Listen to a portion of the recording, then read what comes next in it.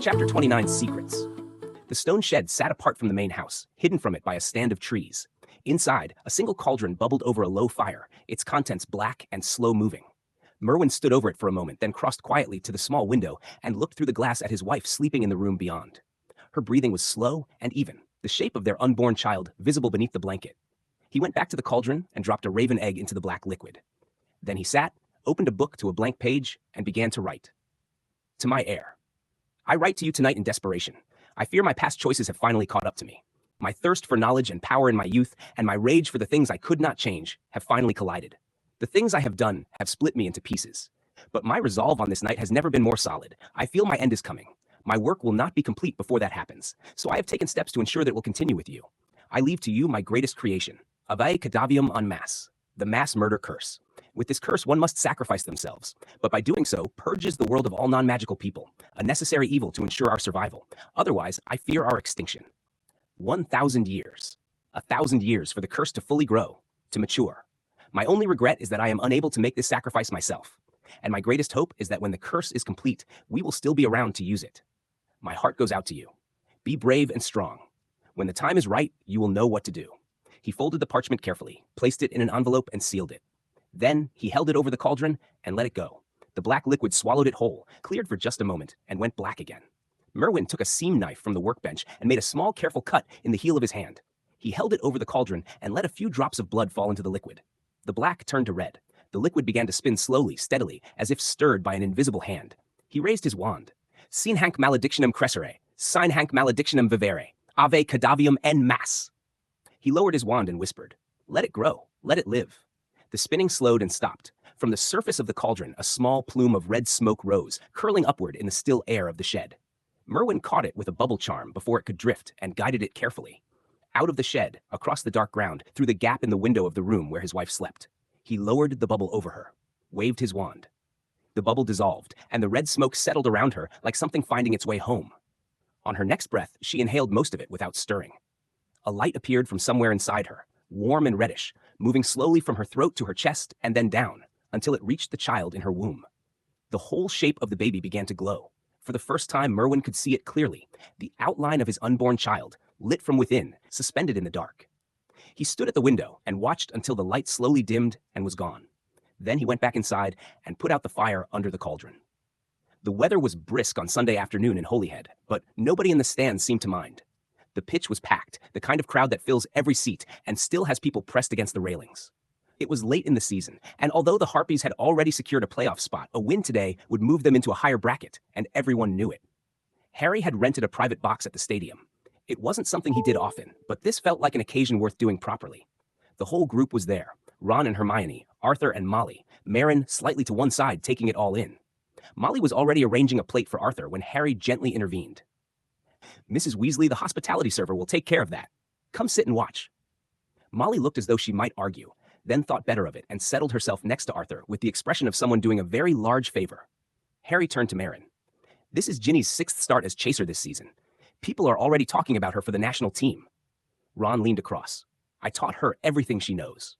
Hermione didn't look up from her program. You absolutely did not. The match began. Ginny caught the quaffle inside the first few seconds and was already past the midfield line before the Pride of Portree had found their positions. A streak of green and gold, and the quaffle was through the left goal ring before the match felt like it had properly started. The crowd erupted. The Weasley box erupted considerably louder than the crowd. Ron looked at Harry. It's going to be a long afternoon for the Pride of Portree. Both men smiled. Marin watched the two of them for a moment, then looked at Harry. That's your wife? That's my wife, Harry said. The match was thoroughly one-sided. The all-female Holyhead Harpies secured their playoff seed with considerable authority, and when it was over, the group made their way down to the locker room exit to find Ginny. A small crowd of reporters had gathered there, jostling for position, quills at the ready. Ginny came out still glowing from the win and found her family waiting. She found Harry first and pulled him into a hug. A reporter immediately asked her, "What's it like?" the reporter asked, "being married to someone so famous?" Harry didn't hesitate. "Well, it's amazing," he said. He turned to Ginny. "I think he wants your autograph." The crowd laughed, reporters and players alike. Ginny gave Harry a look that contained several different emotions and shook her head. Harry turned back to the group, still smiling, and stopped. Marin was standing very still. Her eyes were open, but glassy and unfocused, staring at nothing. Then he saw it. A faint, warm, reddish glow behind her eyes, barely visible, there and then gone. He reached over and tapped her shoulder. She moved slightly at the contact but did not come back. Harry let go of Ginny and stepped toward his partner. In Marin's mind's eye, a man was laboring over a cauldron in a dark stone room. The fire beneath it was low, but the liquid inside was boiling, black and slow. The man moved carefully, adding something from a small vial. Then the image shifted. A pregnant woman sleeping, her breathing slow and even, and then the baby in the womb beginning to glow from within, a deep reddish warmth spreading outward like something coming to life. Then Marin felt it. Not pain like a cut or a blow, something deeper than that. A sense of loss so large and so old it had no edges, grief that didn't belong to her, but that she felt in every part of herself anyway.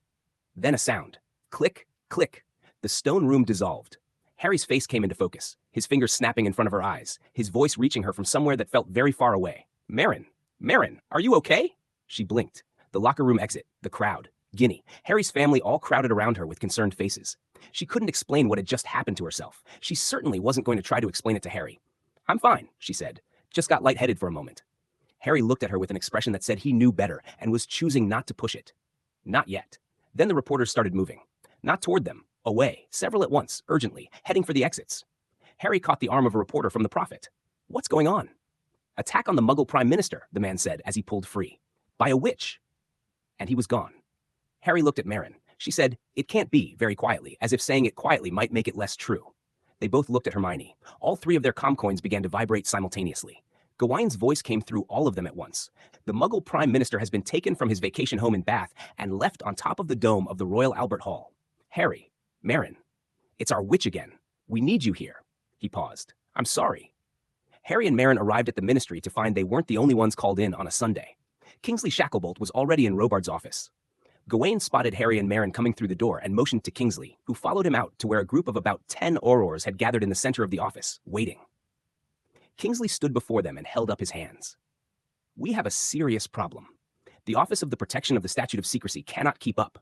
In 1999, cameras are everywhere, in the hands of tourists, journalists, members of the public.